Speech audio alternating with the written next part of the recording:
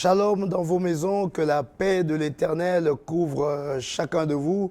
Nous sommes très contents de nous retrouver encore maintenant dans le temps de notre émission L'heure des élus. C'est un grand temps de partage que nous avons toujours avec vous pour partager les divers principes, les paroles de foi que l'Éternel met dans notre esprit pour que vous puissiez être boostés dans votre marche, dans votre esprit et réussir des choses avec Dieu, être des personnes importantes sur la terre ici. Comme nous avons dit, c'est l'émission, pas de ceux-là qui subissent l'histoire, mais l'émission de ceux-là qui font l'histoire. Et aujourd'hui, nous allons continuer notre enseignement sur le chemin prophétique du repos. Nous serons sur le deuxième sous-thème. Nous avons parlé la fois dernière de la vision. Je vous invite à prendre même votre stylo et votre carnet pour noter. Aujourd'hui, nous parlerons sur un verbe très important qu'il faut apprendre à conjuguer pour entrer dans le repos. C'est le verbe séparer. Nous parlerons sur le verbe séparer. Et donc, nous vous retrouvons dans quelques minutes après les annonces. Que Dieu vous bénisse. Votre église, la Chapelle des Conquérants, située derrière le tribunal, est heureuse de vous recevoir tous les dimanches pour ces 2 cultes d'action de grâce. Venez nombreux, prières et moments d'enseignement vous y attendent.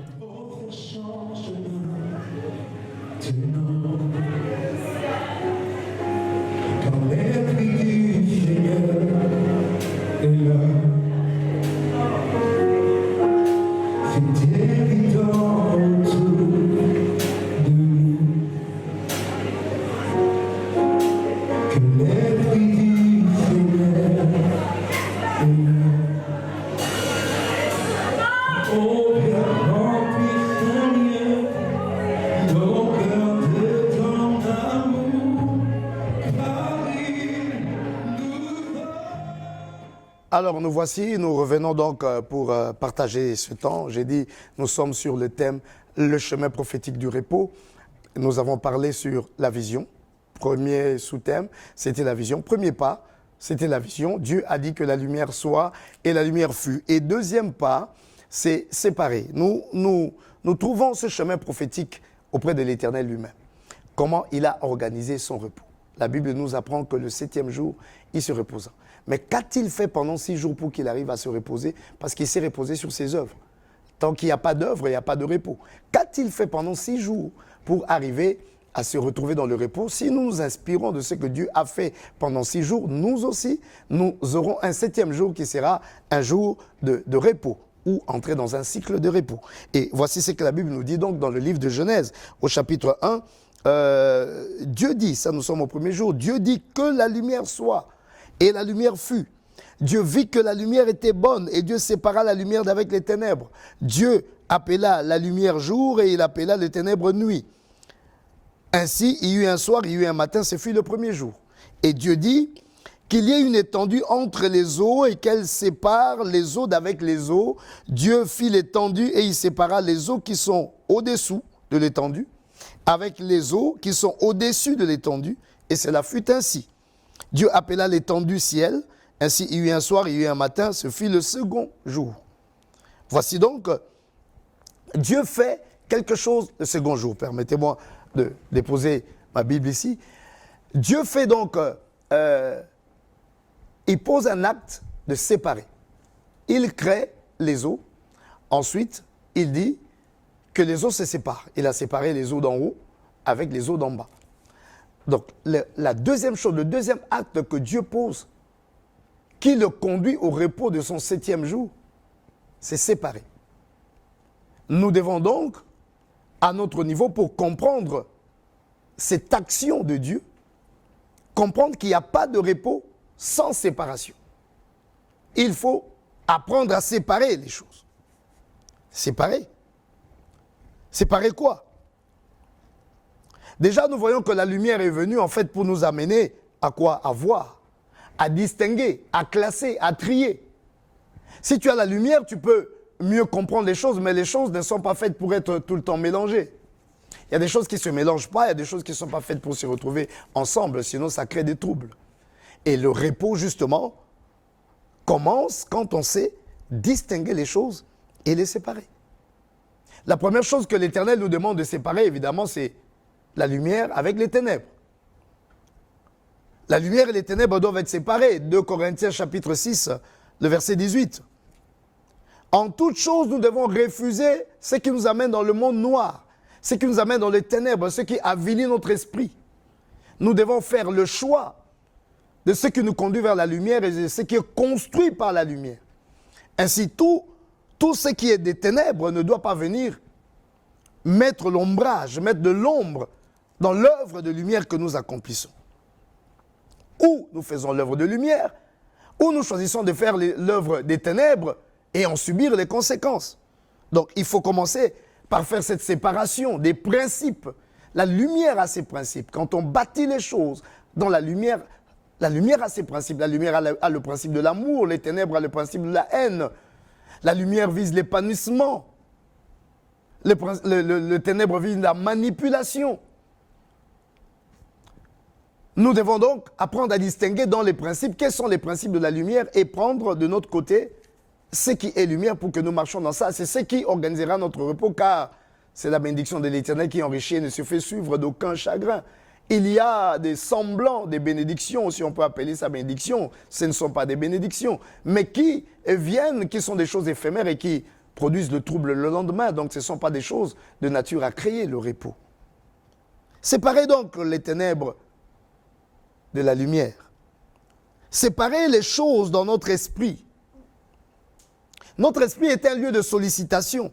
Il y a plusieurs choses qui viennent solliciter notre esprit pour nous pousser à faire, mais il faut faire une sélection. Vous savez, la sélection, je dis sélection, notez bien cela.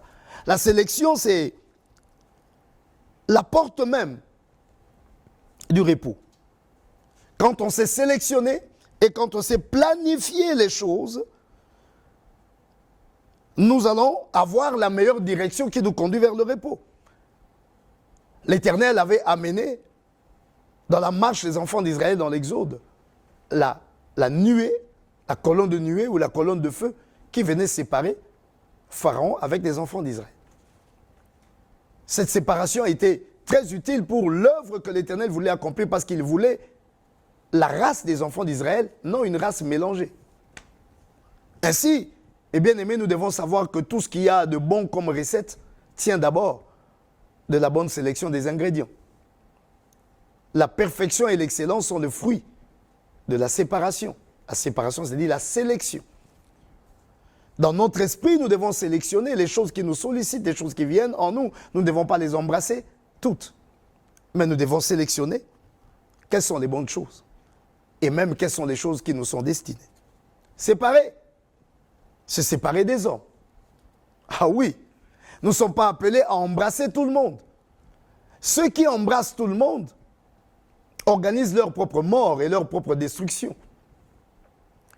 Dieu, même quand il nous donnera l'amour et l'amitié, l'amour a sa dimension d'abord spirituelle où on a le cœur ouvert pour tout le monde, mais ça ne veut pas dire que nous devons nous mélanger avec tout le monde.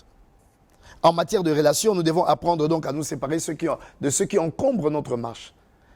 Des gens qui n'ont rien à voir avec notre vision, nous devons déjà savoir avec qui être et en quel moment. On n'est pas tout le temps avec n'importe qui.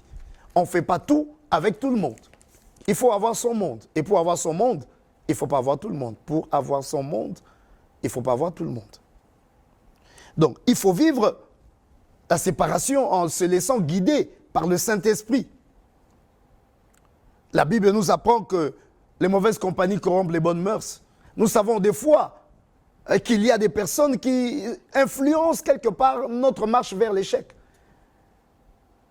Et souvent notre chair aime bien côtoyer ce milieu-là où il n'y a que le néant qui se produit.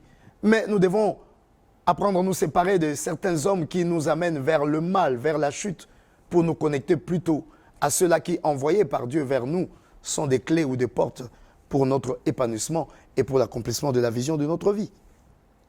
L'Éternel lui-même a séparé Abraham. L'Éternel a séparé Abraham et Lot. Il a séparé Abraham de certains de ses parents.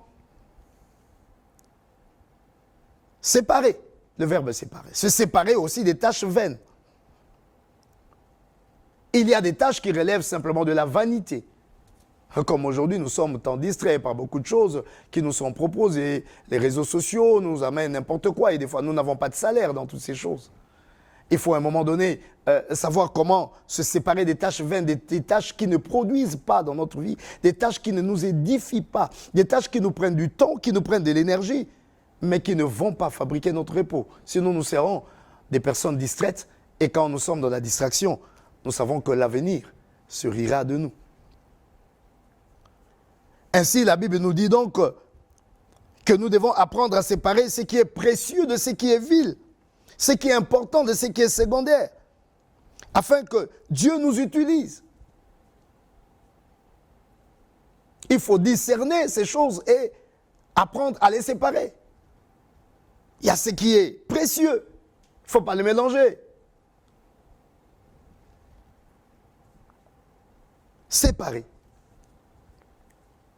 Quand nous entrons dans la conjugaison de ce verbe séparer, sous la conduite de la lumière du Saint-Esprit qui nous a été donné le premier jour, nous avons fait le second pas vers notre repos. Dieu veut ton repos.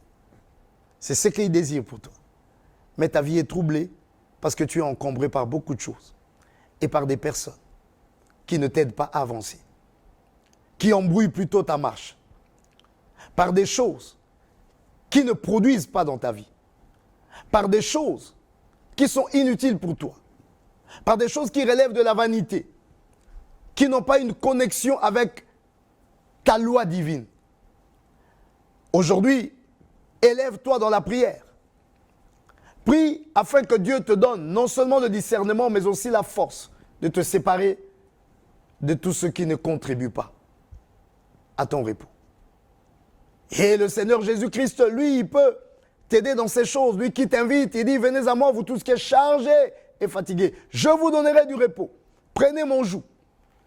Jésus-Christ nous décharge de tant de choses qui nous enveloppent et nous embrouillent. Et il nous donne rien que ce qu'il nous faut. Quelque chose de sélectionné, de concentré. Et c'est sa mission.